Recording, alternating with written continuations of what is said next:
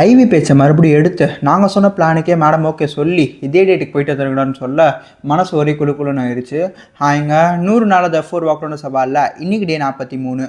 வழக்கமாக நான் எப்பவுமே சீக்கிரமாக எழுந்துருவேன். ஆனால் நீ கொஞ்சம் லேட்டாக எழுந்தேன். 10வது வயிறு வலி வேலை செம்மையாக இருந்துச்சு.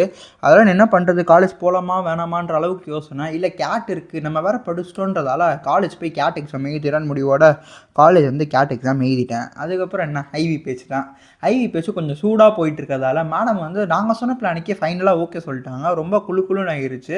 அது தாண்டி இன்றைக்கி ஃபுல்லாகவே பட்னியாக தான் இருந்தேன். ஏன்னு கேட்டிங்கன்னா வயிறு வலி இருக்கிறதால எது சாப்பிட்டாலும் பயமாக இருக்குது, வயிறு வலிக்குமா அப்படின்ட்டு. அதனாலேயே பட்னியாகவே இருந்தேன் பாதி நாள். ஈவினிங் போல் அவேர்னஸ் ப்ரோக்ராம் வேறு வச்சாங்க. அது என்னென்னா போன வாரம் வச்சாங்கல்ல அதே அவேர்னஸ் ப்ரோக்ராமு. கொடுத்த ஃபார்மே மறுபடியும் கொடுத்த கொஷினே மறுபடியும் கொடுத்து அதே ஆன்சரை டிக் பண்ணி வச்சதுக்கு ரொம்ப காண்டாக போயிடுச்சு. அதுக்கப்புறம் போகிற வழியில் கொஞ்சம் வேலை இருந்துச்சு. என்ன வேலை அப்படின்னு பார்த்தீங்கன்னா ரம்ஜானுக்கு கொஞ்சம் கிளாத் எடுத்திருந்தாங்க அண்ணாங்கள்லாம். அதனால் அது கொஞ்சம் மாற்றணும், எக்ஸ்சேஞ்ச் பண்ணணும் அப்படின்றத அந்த கடைக்கு போயிட்டு எடுத்துகிட்டு வரதுக்குள்ளே தலைவலி வந்துருச்சுங்க. வீட்டுக்கு வந்து ஒரு பிளாக் காஃபியை குடிக்கலான்னு பார்த்தா இல்லை இதெல்லாம் வேலைக்கு ஆகுதுன்னு தூங்கலான்னு நினச்சி முடிவு பண்ணிட்டேன். இல்லை சாப்பிட்டு தூங்கிடுவோம் அப்படின்ட்டு சாப்பிட்டுட்டு மனசில் வேறு நிறைய யோசனைகள். அதுலேருந்து ஒரு நண்பர்கிட்ட பேசினாங்க. இந்த நண்பர் உங்கள் எல்லாருக்கிட்டையும் சீக்கிரமாக இன்ட்ரோ கொடுக்குறேன். அதுக்கப்புறம் என்ன கொஞ்ச நேரம் படிச்சுட்டு தூங்கிட்டேங்க. ஜாலியாக இருங்க, நாளைக்கு பார்ப்போம்.